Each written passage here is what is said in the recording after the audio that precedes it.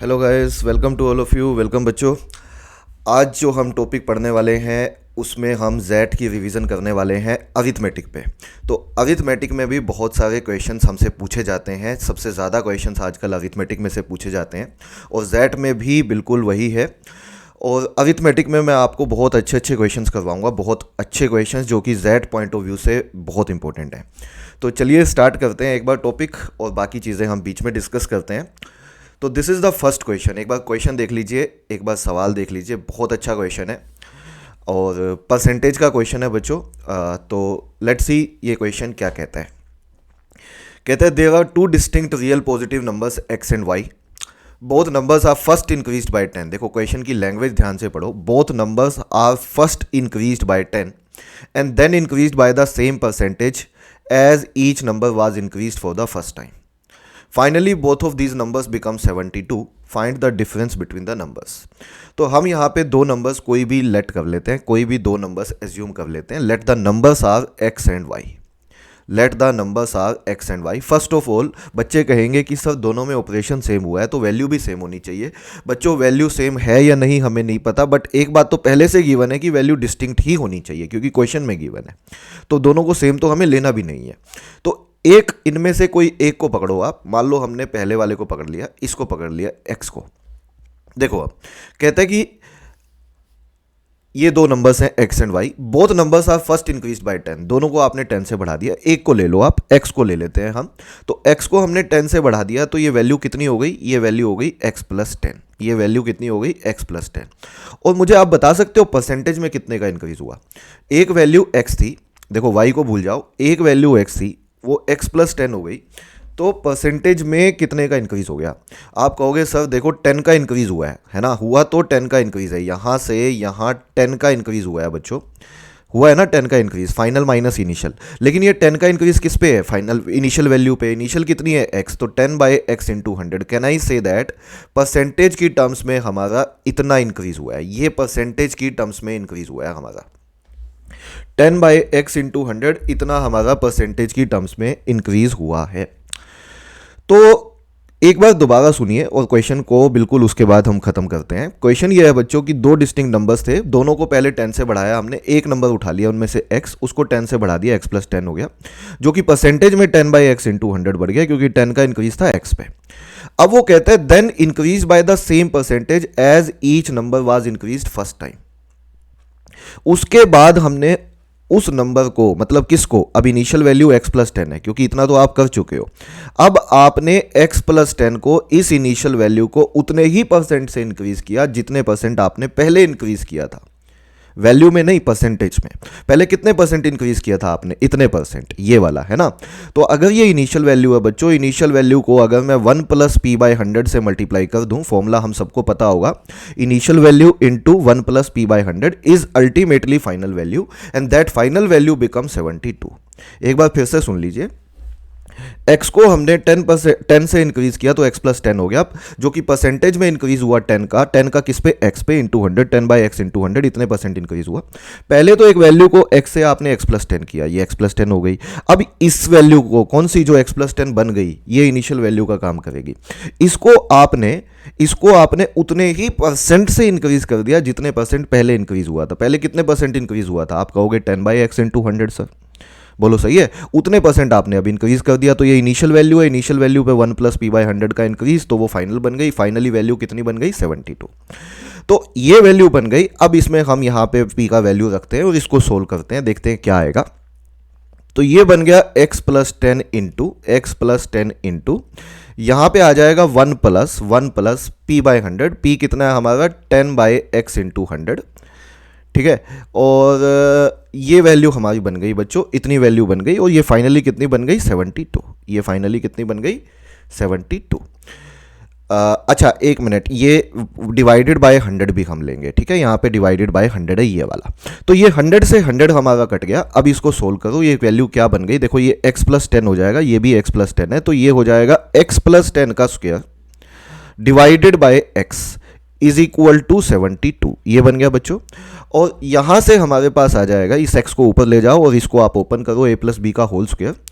तो this value become x square plus 100 a square plus b square plus 2ab which is 20x is equal to 72x। और यहां से हमारा बन जाएगा x square minus 52x plus 100 is equal to 0। और इसके अगर आप फैक्टर्स बनाते हो, इसके यदि आप फैक्टर्स बनाते हो तो फैक्टर्स बनेंगे एक्स स्क्र माइनस 50x और minus 2x plus 100 equal to 0। तो यहां से बच्चों x की दो वैल्यू आएंगी, एक आएगी 50 और दूसरी आएगी 2। एक आएगी 50, दूसरी आएगी 2। कहना इसे अगर हम ये सेम ऑपरेशंस y पे भी लगाते, अगर हम ये सेम ऑपरेशंस y पे भी लगाते तो y की भी वैल्यू सेम आती है ना, क्योंकि ऑपरेशन तो सेम ही था, ऑपरेशन तो दोनों पे सेम लगाया है। तो वैल्यूज दो निकल के आई हैं 50 एंड 2। तो कैन वी से इनमें से एक वैल्यू x को दे देते हैं, x को 50 मान लेते हैं, तो y कितना हो जाएगा, दूसरा y को दे देते हैं। क्यों सर? क्योंकि दोनों को डिस्टिंक्ट देनी है। तो एक अगर 50 है तो दूसरी 2 है, उससे कोई फर्क नहीं पड़ता किसको 50 किसको 2 ले रहे हो बच्चों। जब डिफरेंस पूछा जाता है तो डिफरेंस हमेशा पॉजिटिव लिखा जाता है। तो what is the difference between the two numbers? आप कहोगे difference between two numbers is 50 minus 2 48, और 48 ही इस सवाल का आंसर है। This is the right answer of this question. 48 is absolutely right answer of this question. This is the right answer of this question. तो I hope so this question is clear to all of you. बहुत अच्छा सवाल था ये. This is the first question जो कि percentage पे था. और बढ़िया बढ़िया क्वेश्चंस लेते हैं बच्चों. ये क्वेश्चन आप लोगों ने देख लिया होगा और इस तरह के क्वेश्चन बहुत ही कॉमन है, जैट में मिल जाते हैं हमें. थोड़ा सा लैंग्वेज का खेल होता है, क्वेश्चन कोई ज़्यादा मुश्किल नहीं था. चलिए क्वेश्चन नंबर 2 की तरफ चलते हैं. ये रहा दूसरा क्वेश्चन. ये सवाल देखिए आप, ये भी बहुत अच्छा क्वेश्चन है और जनरली बच्चे इस क्वेश्चन में गलती कर देते हैं. क्वेश्चन को ध्यान से पढ़ने की ज़रूरत है. मैं आपको वही बता रहा हूँ कि अगर ऐसे क्वेश्चंस आते हैं पेपर में तो हमें क्या चीज़ देखने की ज़रूरत है. देखिए क्वेश्चन नंबर 2 है, the price of petrol has increased by 10%. Price जो है पेट्रोल का 10% से बढ़ा, but due to high impurity level the average of Anil's bike has decreased by 16.67%. Find out the percentage increase in the expenses of petrol. अब बच्चे इसमें सबसे बड़ी कंफ्यूजन क्या होती है बच्चों के लिए? बच्चों के लिए कंफ्यूजन ये होती है, बच्चों को ये नहीं दिखता है कि इसकी इक्वेशन कैसे बनाएं. सर ये समझ नहीं आया, इसको रिलेट कैसे करें? एक्सपेंसेस ऑफ पेट्रोल को प्राइस से तो फिर भी रिलेट कर सकते हैं, बट एवरेज से कैसे रिलेट करें? तो मैं आपसे पूछना चाहता हूँ, आप मुझे बताओ, कैन आई से दैट अगर प्राइस बढ़ेगा बच्चों पेट्रोल का तो कैन आई से एक्सपेंसेस भी पेट्रोल के बढ़ेंगे हमारे? अगर बाकी चीज़ें कॉन्स्टेंट है तो can we simply say that बाकी चीज़ों को नज़रअंदाज करते हुए can we simply say that expenses are directly proportional to price of petrol. Expenses are directly proportional to price of petrol, पहली चीज. लेकिन जो एक्सपेंसेस हैं पेट्रोल पे कैन आई से वो इन्वर्सली प्रोपोर्शनल है एवरेज के. कैसे सर? अगर एवरेज बढ़ेगी तो एक्सपेंसेस कम होंगे, एवरेज अगर बाइक की कम होगी तो एक्सपेंसेस बढ़ेंगे. बोलो सही बात है भाई? आपकी बाइक, आपकी कार जितनी ज़्यादा अच्छी एवरेज देगी, एक्सपेंसेस तो पेट्रोल पे आपके कम लगेंगे ना, provided that other variables are constant. Provided that other variables क्या है? कांस्टेंट है. तो जो एक्सपेंसेस है वो डायरेक्टली प्रोपोर्शनल है प्राइस ऑफ पेट्रोल के, बट इन्वर्सली प्रोपोर्शनल है एवरेज के. तो अगर इन दोनों बातों को हम जोड़ें, तो हम एक निष्कर्ष पे निकलते हैं, एक कंक्लूजन पे निकलते हैं. क्या कंक्लूजन है वो बच्चों? कंक्लूजन ये है कि एक्सपेंसेस जो हैं वो डायरेक्टली प्रोपोर्शनल हैं किसके? P बाय A के. प्राइस के तो डायरेक्टली हैं बट एवरेज के इन्वर्सली हैं. और यहाँ से हमारी इक्वेशन बन के तैयार हो जाती है, expenses is equal to K into P by A. This is equation number 1. You can say this is the initial equation. Sir K क्या है? K is the proportionality constant. K कोई भी कांस्टेंट है बच्चों जिसको हम सिंपली प्रोपोर्शनैलिटी कांस्टेंट बोल देते हैं. ठीक है जी. अब देखते हैं उसने क्या क्या चेंजेस किए. उन चेंजेस के आधार पे हम इनमें वैल्यूज में चेंज कर देंगे. तो वो कहता है कि जो प्राइस है पेट्रोल का वो 10% बढ़ गया. 10% बढ़ गया बच्चों, तो के तो कांस्टेंट है. मुझे आप सिंपल बात बताओ, अगर प्राइस 10% बढ़ गया, ये पी इनिशियल वैल्यू है, तो इस पे 10% बढ़ने का मतलब है ये कितने टाइम्स हो जाना? ये 1 प्लस 10% इंक्रीज हो गया, तो 1 प्लस 10 बाई 100 हो जाना. बोलो सही है? Initial value into 1 plus P by 100. P मतलब यहाँ परसेंटेज इंक्रीज या डिक्रीज से है, तो 10 बाई 100. और ऐसे ही अगर एवरेज 16.67% कम हो गई है, 16.67% होता है हमारा कितना? 1/6. ये कितना होता है? 1/6. तो मैं सिंपली लिख सकता हूँ, क्या मैं इसमें सिंपली लिख सकता हूँ? ये 1 प्लस 1/6 हो जाएगा. अगर आप 16.67 डिवाइडेड बाई 100 करते हो तो that comes out to be 1/6. तो ये 1/6 मैंने सीधा लिख दिया. तो ये दो चेंजेस के साथ अब हम देखना चाहते हैं कि क्या चेंजेस आए एक्सपेंसेस ऑफ पेट्रोल पे. जो हमारे टोटल एक्सपेंसेस हैं पेट्रोल में, उनमें कहाँ कहाँ पे कितने चेंजेस आए, तो ये चीज़ हम देखना चाहते हैं। तो हम यहाँ पे बोलेंगे k इंटू ये कितना हो जाएगा 1 + 10/100 11/10 11/10 ऑफ p, ये हो गया हमारा 11/10 ऑफ p, और नीचे हो जाएगा हमारा 7/6 ऑफ a 7/6 ऑफ a। तो अब आप मुझे बताइए 7/6 ऑफ ए, ये एक बार दोबारा चेक कर लेते हैं हम ये वाली चीज़। अच्छा यहाँ पे मुझे एक बात बताओ, यहाँ पे एक बार क्वेश्चन में दोबारा देख लो, ये 1 + p/100 आएगा या 1/6 आएगा। भाई डिक्रीज हुई है, एवरेज अगर डिक्रीज हुई है, बिल्कुल सही समझा आपने, तो ये 1 - 6/100 हो जाएगा बिल्कुल। अगर एवरेज हमारी इंक्रीज होती तो 1 + 1/6 हो जाता, डिक्रीज हुई है तो 1 - 1/6 हो जाएगा। इम्प्योरिटी लेवल बढ़ गया है तो एवरेज कम हुई है, डिक्रीज हुई है तो 1 - 1/6, तो this comes out to be 5/6। And ultimately अगर आप इन दोनों वेरिएबल्स का यूज करोगे तो ये 6 ऊपर चला जाएगा बच्चों, और ये बन जाएगी वैल्यू आपकी, ये वैल्यू बन जाएगी अल्टीमेटली, चेक कर लो 66, ये 6 ऊपर चला गया, 10 नीचे आ गया, 66/50 of k into P by A, k into P by A, this is equation number 2। तो क्या मैं यहां पे बोल सकता हूं कि ये इक्वेशन नंबर 1 अगर हमारी इनिशियल वैल्यू थी तो ये हमारे फाइनल वैल्यू है एक्सपेंसेस ऑफ पेट्रोल पे। तो यहां पे लिखता हूं एक्सपेंसेस ऑफ पेट्रोल की final value 66/50 k p by A है, और इसकी इनिशियल वैल्यू कितनी थी, k into P by A थी, ये इनिशियल वैल्यू थी, ये फाइनल वैल्यू है, ये इनिशियल वैल्यू है। आप रेशो में निकाल लो पहले, थोड़ा आसान हो जाएगा। k से k कट गया, p बाई ए से p बाई ए कट गया, तो ये 66/50 यहाँ 1 आ गया, 50 से दोनों तरफ मल्टीप्लाई करें तो 66/50 बन गया, और अगर फिर भी मैं 2 से और मल्टीप्लाई कर दूं तो बच्चों ये 132, तो ये 100 हो जाती है वैल्यू। तो simply we can say that अगर इनिशियल वैल्यू 100 थी तो फाइनल 132 हो गई, इनिशियल अगर 100 थी तो फाइनल 132 हो गई। तो कितने परसेंट का इंक्रीज हुआ, बच्चे कहते हैं 32% का इंक्रीज हुआ सर। तो 32% is the right answer of this question, क्योंकि अगर इनिशियल 100 थी तो फाइनल 132 हो जाएगी, तो there is a increase of 32%। इस क्वेश्चन से बच्चों हमने क्या सीखा, इस क्वेश्चन से सबसे इंपॉर्टेंट बात यह सीखी कि आपको कई बार इक्वेशन एट अ टाइम बनानी पड़ सकती है, ऑन द स्पॉट बनानी पड़ सकती है, बट सिंपली हमें ये समझना है कि किसका क्या इंपैक्ट है, किसका क्या इंपैक्ट है। This is the general thing कि भाई अगर प्राइस ऑफ पेट्रोल बढ़ेगा तो एक्सपेंसेस बढ़ेंगे, एवरेज अगर इंक्रीज होगी तो एक्सपेंसेस घटेंगे, और एवरेज अगर कम होगी तो एक्सपेंसेस बढ़ेंगे, मतलब एवरेज के इनवर्सली प्रोपोर्शनल चलता है एक्सपेंसेस ऑफ पेट्रोल। तो एक बार इक्वेशन बन गई, उसके बाद तो जो वो कहेगा वो इक्वेशन में हम डाल देंगे, उसके हिसाब से हम पुट कर देंगे और हमारा आंसर आ जाएगा। चलिए अगले क्वेश्चन पे बढ़ते हैं। एक और ज़बरदस्त सवाल ये रहा आपके सामने। तो ये एक टाइम स्पीड डिस्टेंस का बहुत अच्छा क्वेश्चन है बच्चों, इस तरह के क्वेश्चंस भी बड़े कॉमन हैं।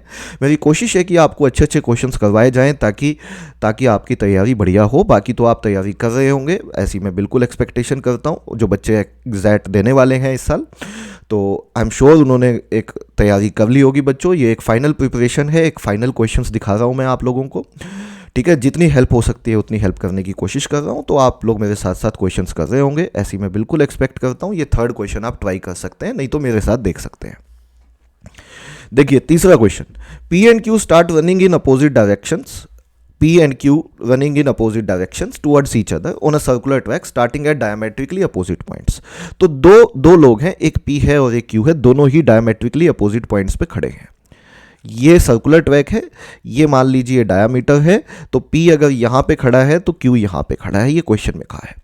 The first meet after P has run for 75 metres. अच्छा, अब वो अपोजिट डायरेक्शन में अगर मूव कर रहे हैं तो मान लीजिए P इस तरफ मूव करता है तो Q इस तरफ मूव करता है, Q अगर क्लॉकवाइज मूव कर रहा है तो P एंटी क्लॉकवाइज मूव कर रहा है, ऐसा हमने एज्यूम कर लिया।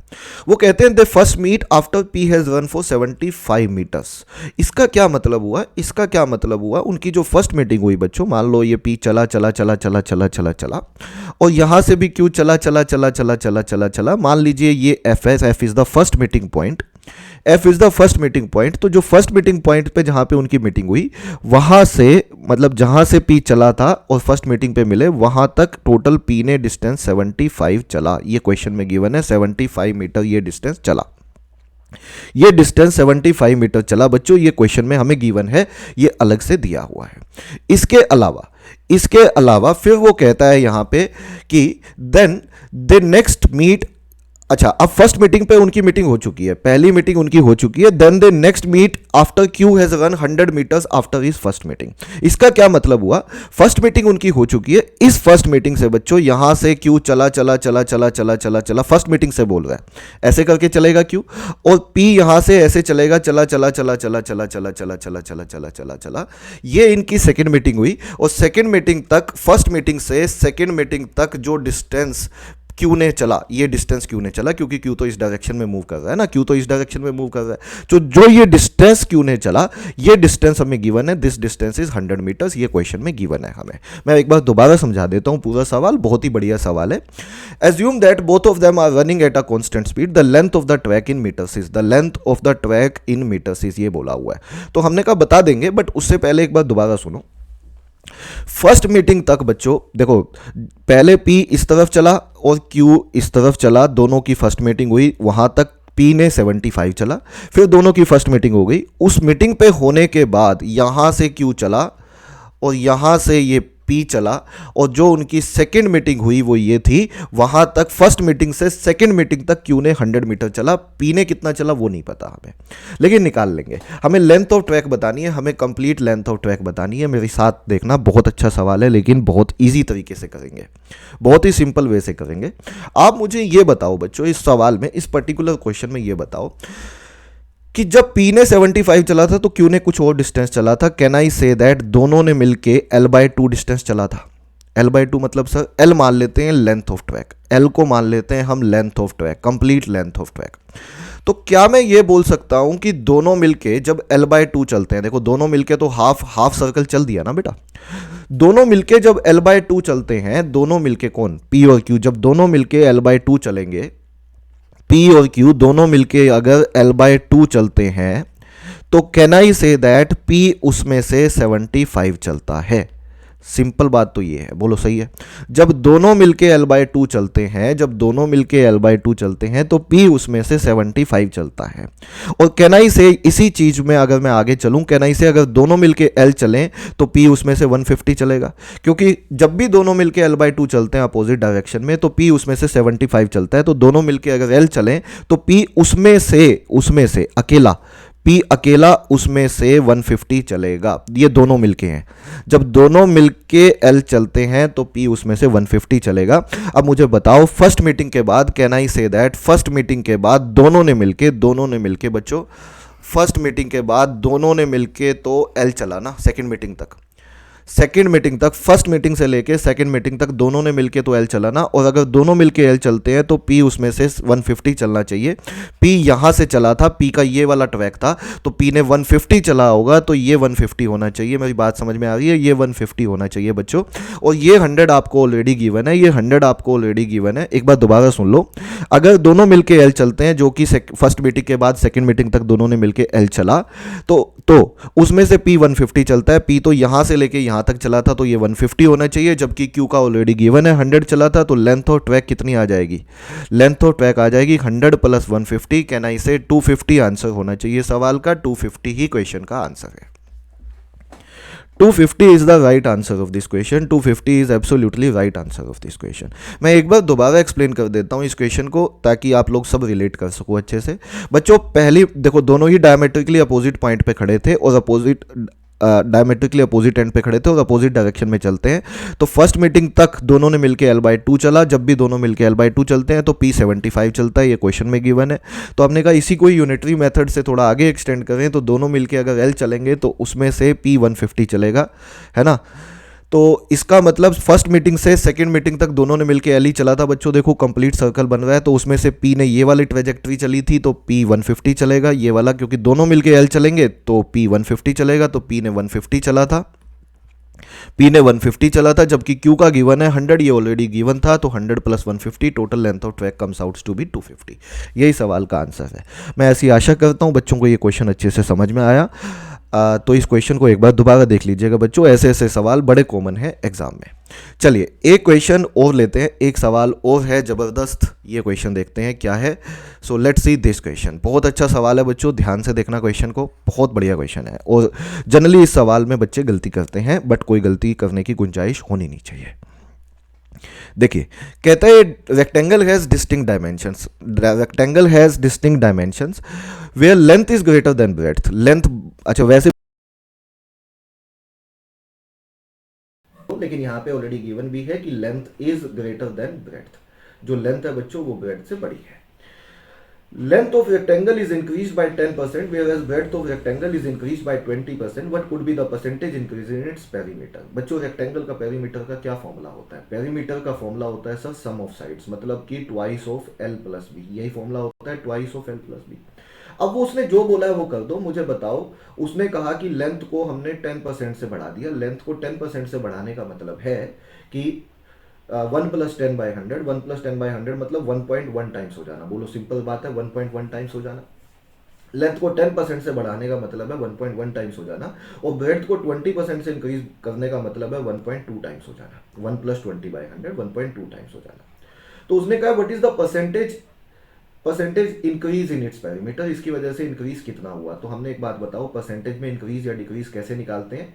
आप कहोगे sir final value minus initial value, है ना, final minus initial upon initial into 100, निकलती तो ऐसे ही है। तो यहां से अगर ये वैल्यू पुट करते हो तो फाइनल वैल्यू है twice of 1.1 L plus 1.2 B, minus करेंगे ये वाली वैल्यू तो ये हो जाएगा twice of L plus B divided by P. P का वैल्यू कितना है? Twice of L plus B, और इनटू में हमारा 100 है, इनटू में हमारा 100 है, बिल्कुल। तो ये 2 कॉमन लेके कट जाएगा, ये बचेगा नहीं, ये 2 कट जाएगा कॉमन लेके सब में से। बचेगा क्या हमारा? बचेगा 1.1 L plus 0.2 B, 0.1 L plus 0.2 B divided by L plus B into 100। अब इंपॉर्टेंट बात सुनना, कोई हमसे पूछता कि what is the percentage increase in its perimeter, तो आंसर नहीं निकाल सकते थे बच्चों। अगर कोई हमसे पूछता what is the percentage increase in its perimeter, तो आंसर नहीं निकाल सकते थे, क्योंकि वो एल और बी पे डिपेंड करता है, और एल और बी हमें गिवन नहीं है। ये बात समझ में आ रही होगी। लेकिन हमसे पूछा what could be the, could be the का मतलब होता है possibility. What could be the, what can be the, which of the following, मतलब वो पॉसिबिलिटी पूछना चाहता है। वो पूछना चाहता है कि ऑप्शन में से कौन सा हो सकता है। तो हमने कहा वो तो बता ही देंगे, लेकिन उसको बताने से पहले आप ये बताओ, वैसे तो हमें L greater than be the हुई है। अगर मैं बोल दूं, एक मिनट के लिए सोच के देखो, अगर L is equal to B होता है, नहीं, अगर L is equal to B होता तो ये वैल्यू कितनी होती बच्चों? तब आप कहते 0.1L प्लस 0.2L, दोनों को L ले लो तो 0.3L divided by L plus L, तो ये 2L हो जाता इंटू 100। L से L कट जाता, ये 50 हो जाता, 50 इंटू 0.3, ये 15% आ जाता। 15% बच्चों आंसर तब होता जब L is equal to B होता।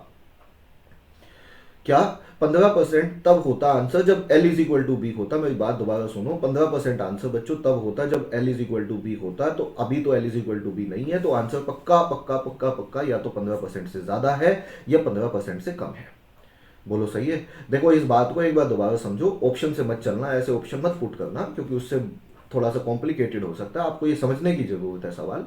बच्चों अगर L is equal to B लेते तो आंसर 15% होता, ये बात तो पक्की है। लेकिन L is equal to B ले नहीं सकते, L is equal to B ले नहीं सकते। हमें ऑलरेडी गिवन है कि L जो है वो ग्रेटर देन बी है। यहां लिखता हूं, हमें ऑलरेडी गिवन है कि L जो है वो ग्रेटर देन बी है। अब एक सिंपल बात बताओ मुझे, अगर L बी से बड़ा है बच्चों, L is equal to B होता तो हम कहते हैं कि आंसर L में 10% का इंक्रीज है। यहां लिखता हूं, देखो देखो इस बात को समझना, ये L है और ये B है मान लो।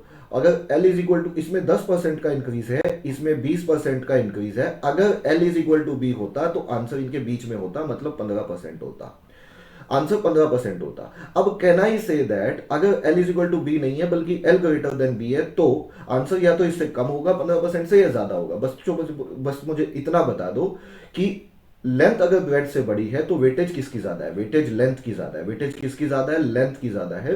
और लेंथ की वेटेज अगर ज्यादा है तो आंसर कौन अपनी तरफ खींचेगा? आंसर लेंथ अपनी तरफ खींचेगी, मतलब आंसर किसकी तरफ खींचा चला जाएगा? आंसर 10% की तरफ खींचा चला जाएगा। तो answer must lie between 10 and 15%। कितना होगा हमें नहीं पता, लेकिन आंसर जो है, जो आंसर होगा हमारा वो 10 और 15 के बीच में लाई करना चाहिए। पक्का सर? पक्का। क्यों? क्योंकि लेंथ की वेटेज ज्यादा है, जिसकी वेटेज ज्यादा होगी आंसर वो अपनी तरफ खींचेगा। तो हमने एक चीज समझ ली कि आंसर वही अपनी तरफ खींचेगा जिसकी वेटेज ज्यादा है।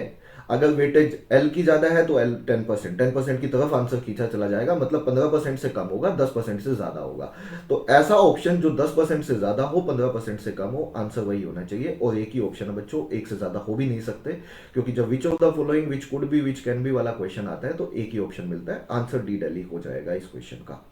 ठीक है, यही एक ऑप्शन है जो 10 और 15 के बीच में लाई करता है। कुछ बच्चे कहते हैं सर समझ नहीं आई ये बात लास्ट वाली, तो मैं दोबारा समझा देता हूँ, एक बार दोबारा दोबारा सुन लो।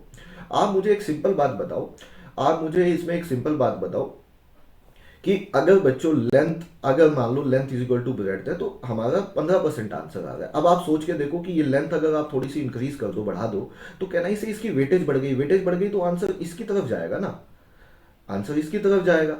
क्यों? क्योंकि लेंथ ज्यादा है, लेंथ ज्यादा है तो आंसर इसकी तरफ आएगा। आप कोई कोई वैल्यू भी लेके देख लो, आप लेंथ को एक काम करना, लेंथ को 100 लेके देख लो, ब्रेड्थ को 50 लेके देख लो, लेंथ को बस ज्यादा लेना और चेक कर लेना कि आंसर 15% से कम आएगा। यही आएगा, इसका कोई जरूरी नहीं है, क्योंकि वो तो पता ही नहीं ना हमें लेंथ ब्रेड्थ क्या है, लेकिन आंसर पक्का 15% से कम आएगा, आंसर पक्का लेस देन 15% आएगा, क्योंकि 15% तो तब आता है जब ये दोनों इक्वल होते हैं। अभी पक्का क्यों? क्योंकि लेंथ की वेटेज ज्यादा है, तो आंसर लेंथ अपनी तरफ खींचेगी, मतलब 10% की तरफ खींचेगी। बोलो समझ में आई ये बात सबको? इतना जानने की जरूरत नहीं है, सीधा आंसर लगाइए ये वाला, क्योंकि आंसर 15% से कम होगा। मैं आपको एक एग्जाम पॉइंट ऑफ व्यू से इस तरह के क्वेश्चंस के लिए एक छोटी सी बात बताना चाहता हूं। अगर इतना टाइम ना हो हमारे पास सोचने का बच्चों, तो पेपर में आप इस सवाल को कैसे कर सकते हैं, आप सिंपल बोलिएगा अगर लेंथ में 10% का इंक्रीज है, ब्रेड्थ में 15% का है, 20% का है, तो इन दोनों की वेटेड, इन दोनों की एवरेज 15% होती है, तो L is equal to B होता तो 15% आंसर होता। L is equal to B होता तो आंसर इन दोनों का एवरेज 10 प्लस 20 डिवाइड बाई 2 तो 15% होता। अभी आंसर 15% से ज्यादा है या 15% से कम है? अब 15% से ज्यादा में तो दो ऑप्शन है हमारे पास, और 15% से कम में एक ही ऑप्शन है, तो दो तो आंसर हो नहीं सकते। ये पेपर के हिसाब से बता रहा हूँ, अभी हमारे पास टाइम कम है तो हम पेपर में कैसे कर सकते हैं वो बता रहा हूँ। अब 15% से दो ज्यादा दो ऑप्शन है तो दो तो लगा नहीं सकते, तो उनको हटा दो, और 15% से कम एक ही ऑप्शन है, ये लगाओ और आगे बढ़ो बच्चों। आपका 100% आंसर सही है, बिल्कुल 100% आपका आंसर सही है। तो मैं वीडियो को बहुत ज़्यादा एक्सटेंड नहीं करूंगा, मेरे ख्याल से ये जो मैंने क्वेश्चंस करवाए बच्चों को अच्छे से क्लियर हुए। बच्चों इस क्लास का जो मैं यहाँ पे आपकी लगभग हाफ एन आवर का सेशन ले रहा हूँ, इन सेशंस का पर्पज़ ये है, मेन ये पर्पज़ है कि आप लोग बहुत अच्छी तैयारी कर रहे हो, और आपको और अच्छे क्वेश्चंस कोशिश करता हूँ मैं यहाँ पे करवाने की, ताकि हमारी तैयारी चलती रहे। तो आई होप सो ये वीडियो सभी बच्चों को पसंद आया होगा, और ये वीडियो सबको अच्छे से देखा होगा, कंप्लीट वीडियो सबने वॉच किया होगा। तो और भी सेशंस मैं आपको दूंगा, अभी अभी मतलब 2-3 दिन के अंदर अंदर और सेशंस भी मैं आपको दूंगा जो कि जेट रिलेटेड होंगे। तो इस वीडियो में हम पर्टिकुलरली इतना ही करते हैं बच्चों। चलिए, thank you very much, take care, bye to all of you.